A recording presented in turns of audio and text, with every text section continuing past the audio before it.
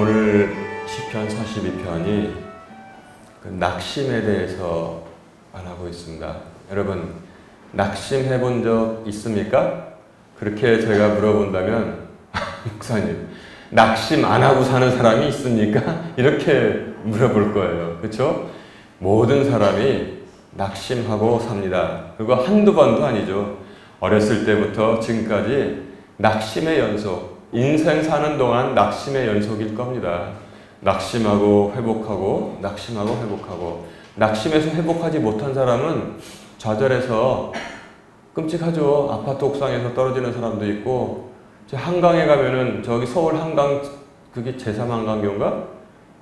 그 한강철교 있어요. 한강철교 가면은 거기 가면은 그 경찰이 붙여놨잖아요. 다시 한번 생각해 보십시오. 이렇게 붙여놨습니다.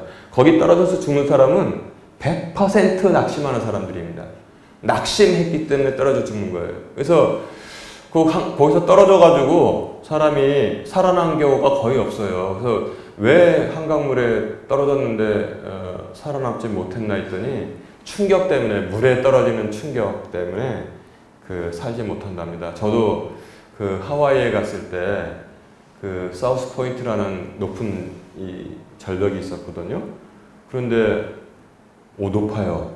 그런데 다이빙을 미국인들이 하더라고. 근데 집사람이 한국 목사 대표로 당신이 하라고 그래서 거기서 머뭇거리면 안 돼요. 알았다고 머뭇거리고 뛰면 안 돼요. 그냥 뛰어가서 그냥 잘 내려갔는데 팍 하니까 내가 말을 안 해서 무지무지하게 아프더라고요. 난 물속에서 얼마나 아픈지.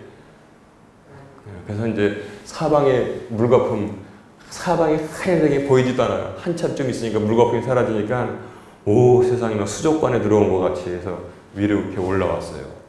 근데 우리 애들이 뭣도 모르고 위에서 뛴다고 하길래 저 위에 쳐다보면 절대 사다리 타고 내려오라고, 사다리 타고 내려와서 애들이 수영을 했습니다. 두 번째 코스는 저 깊은 묵물 같은 동굴이 있었거든요. 근데 그게 바닷물이 팍 치면 위로 이렇게 올라와요.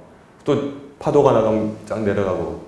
근데 거기서 어떤 외국 여자들이 다이빙을 그 안으로 하더라고요. 나도 저것도 하겠다고 했더니 집사람이 그건 말리더라고요. 그거는 자기가 보기에도 왜냐면 저는 하고 다이빙해서 물 빠질 때 쭉 잠수해서 바다로 나오면 된다고 할 수 있다고 생각했는데, 제가 그때 수술한 지가 얼마 안 되니까 막 그거 할 수 있다고 했는데도 막더라고요. 그래서 그거는 못하고 온 게 지금도 걸립니다.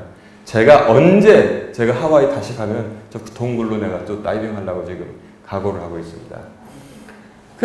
한강다리에서 죽는 사람들 얘기하다 여기까지 왔는데, 낙심했기 때문에 100% 낙심하지 않은 사람이 거기서 다이빙한 사람 없습니다.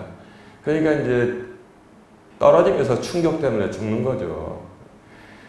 그런데 얼마 전에 제가 기사를 보니까 어떤 여대생이 사람을 살렸대요. 어떻게 살렸냐? 인공호흡에서 살렸나 했더니, 이렇게 밤에 가는데 어떤 아저씨가 거기서 서성이고 있더래요, 밤에. 근데 이 학생이 좀 약간 마음이 참 따뜻한 학생이었던 것 같아. 이 시간에 저기서 사람이 왔다 갔다 하고 있을 일이 없다. 그래서 자살하러 왔는데 여기 이렇게 망설이고 있구나. 그거를 감지하고 그 앞에 가면 초소 있고 약간 차 댈 때가 있거든요. 차 대고선 그리로 갔대요. 가기 전에 이렇게 여학생이 머리가 좋았어요.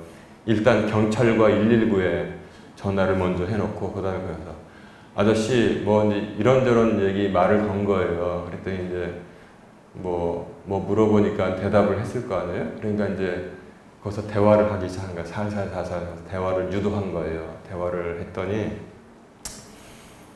세상에 너무나 힘들고 내가 망해서 세상 하직하러 왔다고. 그러니까 생각해 보십시오. 사람이 밤인데, 여러분 밤에 강이나 바다 본 적 있어요? 무서워요. 보는 것만 해도 무섭습니다. 시커먼 물 웅덩이 밤에 보는 것만 해도 무서워요. 근데 오죽하면 거기로 뛰어내려가지고 죽으려고 그랬어요. 그러니까 죽으면은 다 끝이면은 그럴 수 있다고 생각해요. 100번 양보해서. 근데 죽은 다음에는 그때는 마귀가 딱 잡은 거예요. 잡았다! 그래가지고 영원히 마귀와 같이 있게 되는 것입니다. 그래서 이제 그 사이에 설득을 했어요. 아저씨, 내가 아저씨보다 인생 많이 살진 않았지만 기회가 있습니다, 아저씨. 그러니까 이제 이 사람이 마음을 조금씩 돌이키고 있었는데 그때 경찰도 오고 소방대도 와서 딱 대기하니까 이제 꼼짝없이 이제 경찰이 데리고 왔잖아요. 경찰서에서 타일렀겠죠, 또. 그래서 살라고. 근데 그렇게까지 어린 여학생이 사람을 구했는데 또 죽으러 가는 사람은 없을 거예요. 왜냐하면 하나님께서 길 주시거든요. 제가 만약에 대기업 총수라면은 저는 그 여학생 무시형으로 뽑습니다. 그런 사람. 왜 뽑냐면은 이 사람은 마음이 따뜻한 사람이고 이 사람은 요령이 있는 사람이에요. 일머리가 있는 사람이에요. 어떻게 이런 큰 일을 해낼 수 있을까? 일머리가 있는 사람이기 때문에 그 학생이 무슨 학교를 다니건 뭘 전공하든 나는 뽑으면 이 사람 무슨 일 맡겨도 정말 책임감 있게 잘할 거라는 생각을 저는 가지고 있습니다. 교회도 낙심을 할 수 있다. 여러분, 그게 현실입니다. 이론적으로 보면 교회 다니면 낙심 안 하고 더더욱이 목사는 낙심하지 않을 것 같은데 왜냐하면 낙심하지 말라고 가르치는 사람이니까. 교회 다녀도 낙심하고 다윗은 믿음이 없었어요. 다윗이 지은 시인데 목사도 자살을 했다는 소식을 들을 때 그게 충격이 됩니다. 저한테는. 뒤통수를 망치로 얻어맞은 것 같은. 세상에 어떻게 무슨 일이 있었길래 도대체 지금 오늘 종말에서 지구가 반쪽으로 쪼개진다고 하더라도 죽게 되면 다른 사람이랑 같이 죽는 거지 뭐하러 자살을 어떻게 가르치는 목사가 자살을 할 수 있을까? 그런데 말입니다. 목사도 가끔 가다가 자살하는 경우가 있대요. 굉장히 낯설죠. 그런데 그게 현실이더라고요. 나는 지금 나는 그런 소식 들으면 저는 그래도 최소한 어떻게 크리스찬이 자살을 하냐? 그 말도 안 된다. 근데 목사가 자살을 했다는 얘기 들으면은 무슨 일인지 모르겠으나 그에게는 큰 일이었겠죠. 그러나 그것도 버티면 되는 거예요. 버티면은. 그런데 버티지 못해가지고 그래서 그 교인들이 얼마나 큰 낙심을 했을까 저는 이렇게 상상을 해봅니다. 교회가 낙심을 할 경우 오늘 아침에 제가 떠오른 말씀이 있었는데 여러분 그 옥하는 목사님이라고 아시죠? 옥하는 목사님. 그 교회가 5만 명이에요. 성도들이. 5만 명 교회를 생각하면 신촌에서 1970년도에 5명 오형제라고 해가지고 5명이 개척을 했대요. 신촌에서. 그러니까 이제 거기서 막 부흥돼가지고 120명이 되고 몇백 명이 되고 강남으로 이사하고 5,000명, 10,000명, 5만 명이 된 거예요. 그런 거 들을 때마다 저도 부럽죠. 그런데 그 옥하는 목사님이 이제 몸이 좀 편찮아서 일본 북해도 있잖아요. 홋카이도라고 북해도에 간 겁니다. 북해도에 저 북쪽에 있는 섬이 있잖아요. 거기 섬이 겨울에 눈이 그렇게 많이 온다고 그래요. 그래서 이제 프라노라는 도시에 휴양하러 갔는데 거기 있는 일본 교회에서 한국에서 옥하는 목사님이 왔다고 해서 설교를 부탁하더래요. 우리 교회 와서 주일날 설교를 한번 해주십시오. 그래서 이제 무슨 교회인가 하고 딱 갔더니 그 마을에는 일본 신사 있잖아요. 어마어마하게 큰 신사가 있고 절이 일본은 또 불교 국가니까 이렇게 있고 교회는 가보니까 옛날에는 좀 모였던 것 같더래요. 건물은 있는데 이제 예배 시간에 이제 기다리는 거죠. 가서 이제 있는데 의자를 동그랗게 이렇게 좀 몇 개 놨더래요. 그래서 이제 앉아서 기다리는데 어떤 제일교포 부인 하나가 와서 통역을 해주겠다고 앉아 있고 그리고 이름을 잊었는데 와타나베 목사님인가? 다카시 목사님이 하여튼 그 목사님이 담임 목사님인데 70 몇 세 할아버지 목사님이 계시고 세 명이서 이제 교인들 오길 기다리고 있는 거예요. 근데 이제 다나카 목사님인가? 그분은 엘리트예요, 엘리트. 그 옛날에 미국 유학을 갔다 온 사람이에요. 그 옛날에. 근데 좀 있으니까 이제 교인들이 한 명, 2명 오더래요. 근데 이렇게 쉬어보니까 자기들까지 합쳐가지고 7명. 또 한 명 누가 왔냐면은 미국 그 선교사 부인이 왔대요. 앤이라는 선교사 부인이 와가지고 자리에 앉더래요. 그래서 얘기를 들어보니까 자기 남편이 옛날에 일본 선교사를 사러 와서 이 교회를 세웠는데 남편 생각이 나서 이제 또 일본에 와서 예배드리러 왔다는 거예요. 그러니까 또 어떤 사람이 지나가다가 교회가 있어가지고 예배드리러 왔다고 50대 부인이 들어왔는데 우리 교회하고 똑같아. 반주할 사람이 없으니까 자기가 반주하겠다고 반주를 하더래요. 좀 있으니까 어떤 30대 그 엄마가 어린애들 둘을 데리고 들어오더래요. 그래서 쉬어보니까 11명이 모였대요. 전부 다 11명.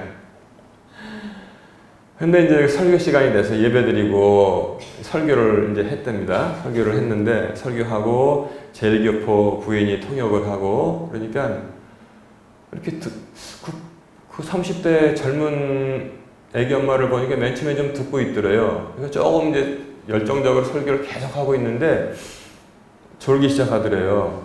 그러니까 맨 처음에는 애들이 이제 와서 이렇게 흔드니까 옆방에 있는 장난감 그거 가지고 놀라고 하더니 나중에 또 애들이 와서 또 이렇게 제 엄마한테 오니까 애기 안고선 꾸벅꾸벅 졸더래요. 근데 그 오카노 목사님이 볼 때 그 조는 모습도 그렇게 소중하게 보이더래요. 자기가 5만 명 교회에서 예배를 드릴 때는 한 사람 한 사람이 안 보였는데 그 11명 교회에서 예배를 드리니까 한 사람 한 사람이 눈에 확실히 들어오더라는 겁니다. 그러면서 내가 이 다나카 목사님이란 분이 평생을 거기서 그러니까 이제 그 자기 일행 있잖아요. 옥 목사님하고 통역하러 온 그 제일기포 뭐 권사님 빠지고 지나가다 들린 사람 빠지면 몇 명 없는 거예요. 그걸 가지고 거기서 평생을 견디고 목회를 하고 있는데 자기는 그 오카는 목사님은 그때 일본 목사님들의 어떤 그 사생결단의 그 모습이 확실하게 피부로 체험이 됐답니다. 자기 같았으면은 에이 실망해서 여기는 아무리 땅 파도 문물이 안 나온다고 때려치고 딴 도시로 동경으로 가거나 오사카로 가거나 그럴 수도 있는데 북해도에서 계속 하여튼 뭐 죽을 때까지 계속 목회를 하고 있는 거예요. 그래가지고 그분이 그런 말 하더라고요. 일본 사람들은 사생관이 있다고 하더니 사무라이 정신이 있다고 하더니 그게 좋은 쪽으로 해서 끝까지 가는 그런 좀 좋게 말하면 마음, 나쁘게 말하면 근성이라는 게 있는 모양이구나. 저는 뭐 사무라이 정신은 없습니다만은 저도 하여튼 저도 이제 계산해 보니까 몇 년 안 남았더라고요. 은퇴가 몇 년 안 남았는데 목표는 주시는 대로 끝까지 가서 맨 마지막에는 제 다음에 또 계속 교회가 돼야 되잖아요. 난 그거를 하는 걸 목표로 지금 세웠어요. 그래서 조그만 땅 사고 예쁜 교회 조그맣게 하나 짓고 그리고 이제 여기 말고 다른 장소가 되겠죠. 그러면 나무라도 몇 개 심어 놓고 잔디도 깔아 놓고 해서 은퇴를 하면서 제 후임 목사에게 이거는 우리 모든 성도들 얼마 안 되는 성도들의 피와 눈물이 다 담긴 거라고 잘 목회해서 좋은 교회로 만들어 가라고 하고 가면은 저는 그렇게 생각합니다. 제 인생은 성공했다, 실패하진 않았다. 저는 그렇게 생각을 합니다. 근데 지금도 생각해 보면은 그런 마음이 들어요. 어렵게 사니까 일자리 구해주려고 집사람이 애를 쓰고 일자리 구해주니까 일자리 생겼다고 교회에 들어와. 땅 사가지고 교회 건축을 해야겠다고 했더니 또 나오는 사람이 있어. 곰곰이 저도 사람이니까 밤에 그런 생각을 해요. 어떻게 살든지 말든지 일자리를 구해주지 말걸. 입을 딱 다물고 교회 건축 안 한다고 딱 입에 지퍼를 딱 채우고 있을 걸 하는 생각이 들지만 그러나 그건 선한 생각이 아닙니다. 어렵게 그건 내 문제가 아니에요. 저와 집사람은 어떻게든지 좀 잘 살게 해주려고 최선을 다한 것이지 그게 내가 잘못한 게 아니라고요. 그래서 결과를 놓고 그렇게 생각하면 안 되는 겁니다. 그래서 매 순간순간 하나님의 뜻대로 좋은 결정을 내리고 가면은 하나님께서 김 목사야, 너는 왜 목포에서 목회하면서 이렇게 조그맣게 이렇게 못했느냐? 그러신 하나님이 아니에요. 그러신 하나님이 아닙니다. 예수님은 몇 명 목회했어요? 12명. 그 중에 한 명은 배신하고 도망갔는데 나머지도 다 예수님 십자가에 달리시니까 도망갔는데요. 예, 그러나 하나님의 역사는 그렇게 일어나는 게 아니라 아브라함은 뭐 그러면 애를 많이 낳습니까? 사라하고 나가서? 응? 한 명 낳았어요. 한 명. 이삭. 뭐 2명 낳았지. 2명. 그 이스마엘하고 그 다음에 이삭이 낳는데 이거는 친저기가 아니고 약속의 자식이 아니고 이거 하나 가지고 또 하나님은 쭉쭉쭉쭉 이어나가시는 능력이 있기 때문에 저는 많이 생각하지 말고 내가 할 일만 생각하자 그 생각하고 있습니다. 그래서 우리가 믿음에 온전하게 서 있으면 낙심하지는 않습니다. 뭐 제가 자랑은 아니지만 인간적으로 생각하면 다 목포에 계셨으니까 알죠. 저기 삐걱거리는 교회를 아주 멋지게 만들어 놓고 그냥 막 사방에서 몰려오는 그런 어린이집을 만들어 놓고 땅 사놓고 버스 사놓고 뭐 빛 하나도 없이 해놓고선 이런 대접을 받는 것은 낙심할 일이고 낙담할 일입니다. 그러나 제가 자랑은 아니지만 제가 그렇게 낙담하지 않았습니다. 하나님이 무엇을 주시든 간에 거기서 최선을 다하면 된다. 딱 한 번 마음이 슬픈 적이 있긴 있었어요. 저희 집에 그 본가에 가서 밤에 그 앞에 있는 그 정수장 그 뜰을 산책하고 있었는데 뭐 제가 다닌 학교 뭐 마을들 딱 보고서 마음이 너무 상했어요. 그때. 그래서 집사람한테 내가 지금 뭐 하고 있는지 모르겠다고 젊은 시절 다 보내면서 그 악한 것들하고 싸우면서 아니 싸워도 상대가 훌륭해야지. 롬멜도 뭐 패튼도 몽고메리 장군도 아이젠하워 나중에 미국의 대통령이 됐잖아요. 다 적군하고 싸우면서도 상대방을 존중하는 마음이 있어. 저 정말 적이지만 훌륭하게 싸우는구나. 존중하는 마음을 가지고 난 더 잘해야겠다고 이렇게 싸우는데 나는 정말 이런 어떤 뭐 말하자면 이 좀 그런 비열한 자들하고 내가 싸우느라고 내가 좀 마음이 상한다 했더니 집사람이 전화로 위로를 했어요. 그 순간에 성령이 임하셔. 이것을 알게 하니는 혈육이 아니라 준아 아빠 아이젠하워도 패튼도 마귀하고 싸우진 않았어. 그러나 당신은 수십 년 동안 교회의 또아리를 뱀처럼 칭칭 구렁이처럼 들고 교인들을 꽉 사로잡고 오는 목사마다 괴롭힌 그 마귀하고 싸워가지고 머리를 다 그냥 깨트려 버렸잖아. 그러니까 거기에 의미를 둬. 그래서 내가 많이 위로를 받았어요. 그렇지. 주어진 여건에서 무엇을 주시든지 끝까지 나가야지. 그래서 여러분 원래 계획은 셋째 주에 다음 주에 어떻게 할 건지 우리가 계획을 설명하고 그러려고 했는데 좀 예정이라고 그랬잖아요. 좀 연기해야 되겠어요. 왜냐하면 지금 일들이 너무 있어서. 그래서 제가 저기도 샀어요. 원래 저기 저 앞에 나무로 이렇게 깎았거든요. 간판을. 우리 신약가나무교회에 멋지게 다루려고. 그런데 말입니다. 그게 이렇게 포도 이렇게 해서 다루려고 했는데 이걸 가지고 제가 그 간판집에 갔더니 나무로 해서 깎아서 칠해주고 하는 거는 목포에 자기네 딱 한 군데 있는데 자기네도 서울에 보냈다고 받아야 되는데 그걸 70만 원을 달라고 하더라고요. 나무를 만들어서 갔는데도. 그래서 제가 어떻게 여기다 70만 원을 써요. 그래서 그냥 참고 있었는데 어떤 게 나왔냐면 3D 프린터라는 게 나와서 하여튼 내가 자세히 말씀드리겠지만 그거 하나 사놓으면은 간판도 만들고 그 다음에 뭐 교회 모형도 만들고 별건데 다 쓰겠더라고. 그걸 내가 지금 주문을 했으니까 그렇지 훨씬 싸게 여러 가지를 할 수 있겠다 해서 그래서 하여튼 좀 상황 되면은 제가 계획이라기보단 우리 같이 누리는 비전을 말씀드릴 테니까 하여튼 힘을 내서 갑시다. 여러분 그 목사도 낙심을 한다고 그랬는데 오늘 본문 보면은 이 다윗도 낙심을 했습니다. 다윗도 천하의 다윗도 낙심을 했으니 목사라고 낙심을 안 하겠습니까? 어떻게 다윗이 지금 고백하고 있냐면 1절 2절에 보면 오 하나님 사슴이 물 시내를 물에 있는 시내를 찾아서 물 마시려고 뛰어다니잖아요. 들짐승들이 그것처럼 내가 주를 찾나이다 그랬어요. 내가 주를 찾아요. 우리 성도 여러분 사슴이 물 찾으러 다니는 것처럼 그 하나님을 찾아본 적이 있어요? 응답됩니다. 그러면 100% 응답돼요. 제가 유튜브에서 봤더니 짐승들이 목이 마르니까 목숨을 걸고 사람들한테 와요. 목숨을 걸고.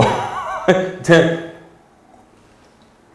공원에서 다람쥐가 목이 갈증이 나니까 이제 물을 못 찾았어. 그러니까 사람 그 생수병 들고 있는 사람한테 막 오더라고요. 뛰어와가지고 막 달라고 그러는 거예요. 물을 달라고 생수병을 그걸 다람쥐가 알아보더라고요. 그러니까 거기 있는 여자애가 너 목마렸니? 목마려? 그러더니 생수병을 열어가지고 이렇게 따라주니까 그냥 그냥 기겁을 하면서 막 물을 마시고 나중에는 그 생수병 막에 있잖아요. 그걸 지가 달라고 그래가지고 두 손으로 잡고서 물을 한참 마시더라고요. 그러니까 사람들이 막 깔깔깔 웃고 물 다 굉장히 목이 말랐나 봐요. 생수병 요만한 다람쥐가 지 몸통만한 생수병을 잡고서 물 다 마시고 마신 다음에는 입 씻고서 딱 가더라고요.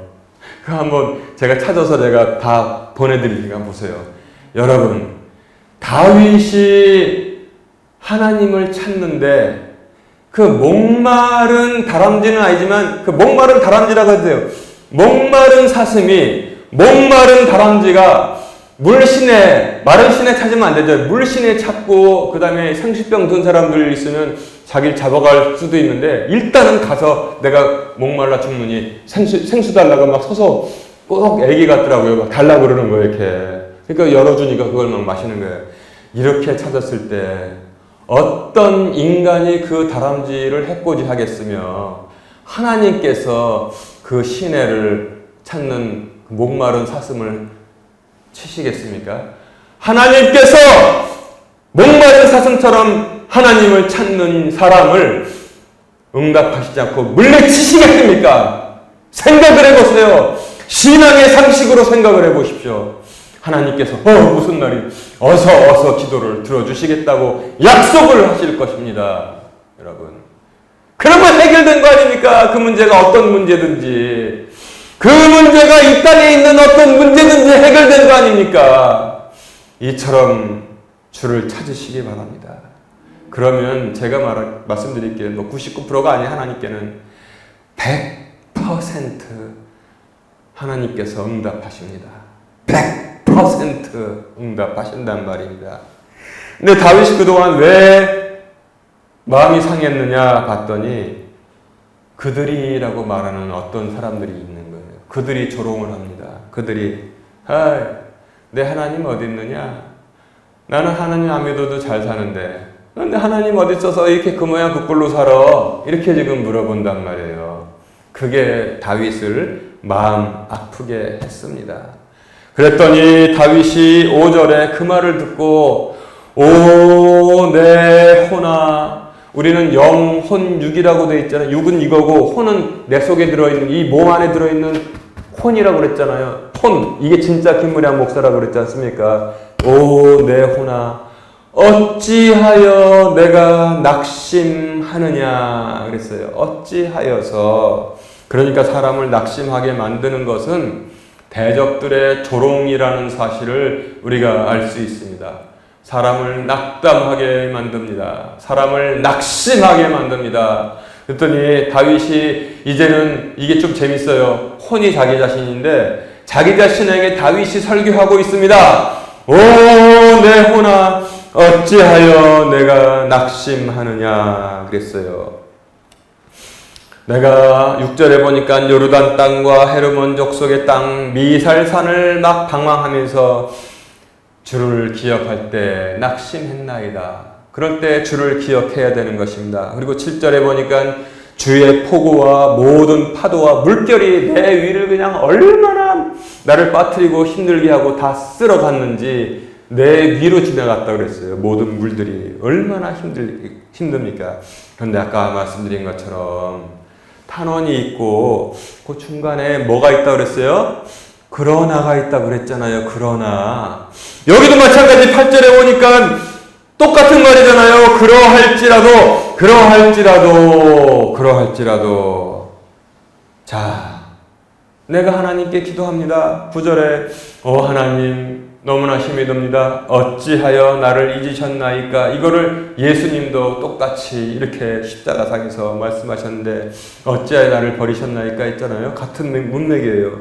9절에 이렇게 말씀을 했는데 10절에 또 원수들이 또 찾아온 거예요. 원수들은 있잖아요. 한 번만 찾아오지 않습니다. 잘 들으세요. 한 번 와서 조롱하고 갔잖아요. 그때 내가 네호나 이 원수들의 조롱을 듣고 내가 어찌하여 낙심하느냐 그랬잖아요. 한 번에 안 끝나요. 또 찾아옵니다. 또 찾아와요. 또 찾아와서 내 하나님이 어디 있느냐 또 10절에 또 물어봅니다. 그랬더니 11절에 다윗이 네호나 똑같이 말합니다. 어찌하여 내가 낙심하느냐 물어봅니다. 여러분 낙심될 일, 낙담될 때 한번 이렇게 해보세요. 똑같이 해보세요. 외우기 쉽잖아요. 외울 것도 없잖아요.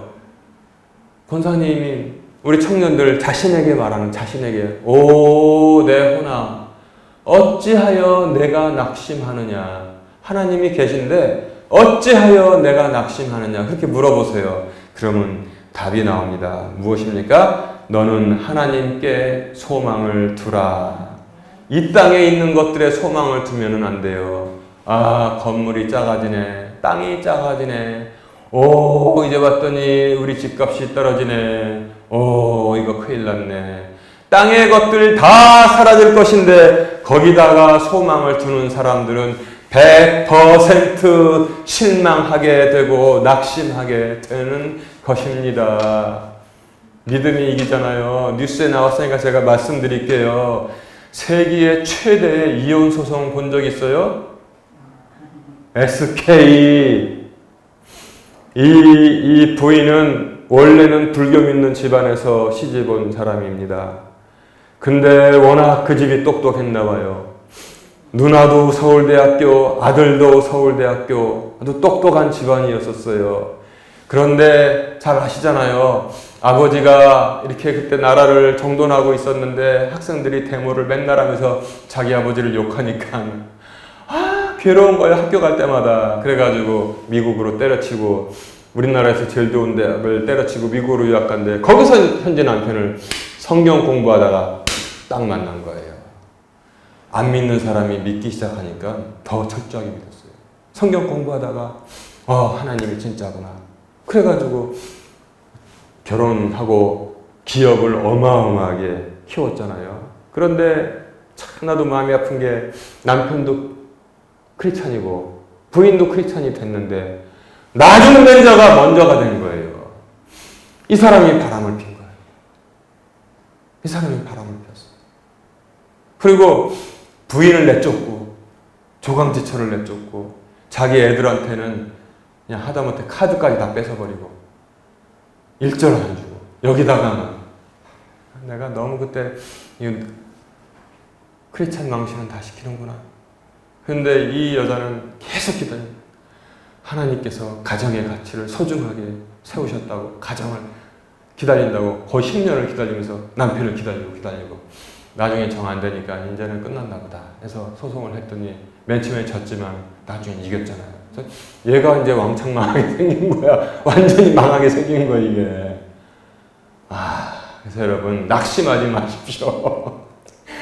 낙심하지 마세요. 10년 동안 그 핍박을 받으면서 그냥 견뎌가지고 그래서 내가 잘 될 줄 알았는데 이렇게 대박으로 잘 될 줄은 물론 돈이 많이 생겼다고 잘 되는 건 아니지만 그 믿음의 대가를 하나님께서 반드시 잊지 아니하시고 허락하시는 것을 전 국민이 다 확인을 하게 되었습니다.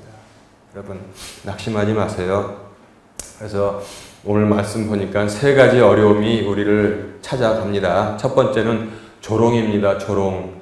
원수들이 조롱하는 거에 기죽지 마세요. 그럴 때 그 조롱이 뭐냐? 내 하나님이 어디 있느냐? 이렇게 자꾸 물어봐요. 네가 믿는 하나님이 어디 있어? 자꾸 물어본다고요. 여러분 그럴 때 오 내 호나 거기 답이 있다고 그랬잖아요. 공식 오 내 호나 내가 어찌하여 낙심하느냐? 너는 하나님께 소망을 두라고 했습니다. 이 땅의 것에 소망 두지 마세요. 또 하나는 뭐냐면 힘겨운 현실입니다. 이 사람도 그랬어요. 돈 다 뺏기고 양육비도 안 받고 그 다음에 또 훌륭한 게 뭐냐면은 사람들이 그 인색한 기자들도 100% 이쪽으로 칭찬하는 게 뭐냐면 딸 둘하고 아들 하나가 있었는데 막내 아들이 일형 당뇨병이라고 하더라고요. 일형 당뇨병은 뭐냐면 우리가 어른 돼서 걸리는 당뇨병이 아니라 날 때부터 당뇨병. 그거는 굉장히 위험한 병이에요. 옛날에는 인슐린이 발명되기 전까지는 8살, 9살을 넘기지 못하고 다 죽었대요. 그런데 날 때부터 일형 당뇨병인데 딸 둘도 아주 명문대학교에서 또 그리고 군복무도 하고 그 둘째 딸은 뭐 해군 장교가 돼가지고 소말리아까지 파병 갔다 오고 그랬잖아요. 그 재벌 딸이. 그래서 다 그때 화제가 되고 그랬잖아요. 화제가 되고. 근데 막내 아들은 일형 당뇨병. 근데 그거를 얼마나 잘 건강식 먹이고 치료를 잘 했는지 얘가 미국 유학을 가서 미국의 그 동부의 브라운 대학이라고 명문 대학이 있습니다. 브라운 대학. 브라운 대학 물리학과를 졸업한 거예요. 그렇게 남편한테 핍박받아 자금 쫄려 애는 아파 그런 와중에도 애들 다 훌륭하게 키워놨습니다. 그리고 하나님만 믿고 집 나간 남편을 돌아오기를 기도하고 기다렸는데 하나님께서 그 딸을 버리시겠냔 말이에요. 오죽하면 제가 그 세계의 그 사건을 이 말씀 전하는데 예화로 들겠습니까? 폭우가 지나가고 모든 파도와 물결이 내 위로 지나간나이다. 그분이 당한 거 똑같지 않습니까? 나이도 나랑 동갑이더라고요. 그 사람이 당한 거 다 똑같았습니다. 그러나 여기 중요한 게 있어요. 신기한 현실도 그러나 그 모든 것이 주님의 것들이란 말이에요. 주의 포구 소리에 주의 것입니다. 주의 것. 이건 하나님께서 시련을 보내시는 거란 말이에요. 마귀가 보내는 게 아니라 하나님께서 단련시키기 위해서 시련을 보내시는 것입니다. 남자도 아닌 여자가 견뎠습니다. 주의 포구 소리에 그리고 또 뭐예요? 주의 모든 파도와 물결이 내 위로 지나간나이다. 하나님께서 보내시는 것이기 때문에 거기에 소망이 있는 것입니다. 연약한 여자가 차벌했습니다. 보통 사람은 그냥 한강다리로 갔을지도 몰라요. 늦기 시작한 믿음을 가지고 견뎌내가지고 이제는 왕창망하게 하고 하나님께서 다 송두리째 주신 것을 우리가 볼 수 있단 말이에요. 애들도 다 잘 키워놨어요. 그래서 우리가 미국 찬송 들으면은 이런 말을 가끔 해요. 거기에 보면 He's on control, He's on control 그런 말 합니다. 그게 무슨 뜻이에요? He's on control. 하나님께서 모든 것을 컨트롤하고 계신다. 하나님 걱정하지 말아라. 이 환란과 폭우와 모든 파도와 물결도 하나님께서 하나님의 것이다. 하나님께서 다 컨트롤하고 통제하고 운전하고 계신다. 이렇게 말하고 있습니다. 세 번째는 뭐냐면 단절감입니다. 어찌하여 나를 잊으셨나이까? 하나님이 매일 응답하시는 거 아니에요? 아무리 기도를 오래 해도 이상하게 응답이 없을 때가 1년, 2년 갈 때도 있습니다. 그래도 정말 훌륭한 사람은 그래도 그렇게 그런 상태가 몇 년을 가도 예배 빠지지 않고 신앙생활을 꾸준히 합니다. 예배 빠지지 않고 신앙생활을 꾸준히 합니다. 여러분, 아까 제가 말씀을 예를 들어 노소영 씨를 보세요. 10몇 년이잖아요. 사람 괴롭힌 게 핍박받고 천대받고 세상에 어떻게 난 인간적으로 나쁜 놈이라고 생각되더라고. 카드까지 다 뺏어버리고 이거 나가라고 그러고 쫓아내버리고 아이고 무서워. 근데 교도소에서 나올 때 성경을 들고 나왔잖아요. 카메라 막 찍히는. 그래서 주여 정말 저럴 수가 있나니까. 근데 버티고 아니 속으로 기도 안 했겠어요? 어찌하여 나를 잊으셨나이까 하나님. 1년 어찌하여 나를 잊으셨나이까 2년 어찌하여 나를 잊으셨나이까 3년 4년 5년 6년 끝까지 나는 남편을 기다립니다. 그러다 하나님께서 정하신 때가 되니까 하나님께서 충분한 보상을 해주시는 것을 여러분 확인하시고 아멘 하시기 바랍니다. 아멘. 하나님은 그런 하나님이십니다. 낙담하지 마세요. 그래서 결국 무엇이냐면 저롱, 힘겨운 현실, 단절감도 다 물리치고 답이 있습니다. 너는 하나님께 소망을 두라 했습니다. 하나님께 소망을 두라.